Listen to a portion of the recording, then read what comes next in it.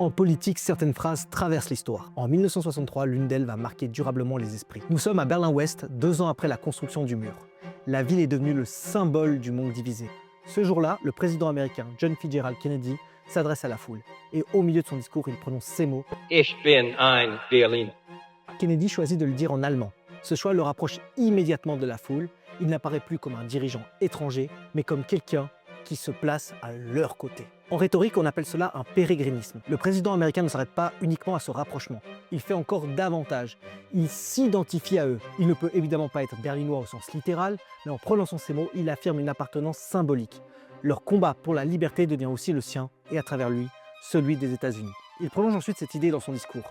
Kennedy rappelle qu'il y a 2000 ans, la plus grande fierté était de dire « Civis Romanus sum », je suis citoyen romain. Dans le monde libre, la plus grande fierté est désormais de dire « Ich bin ein Berliner ». En une phrase, Kennedy transforme Berlin. D'une ville divisée, elle devient un symbole universel de liberté.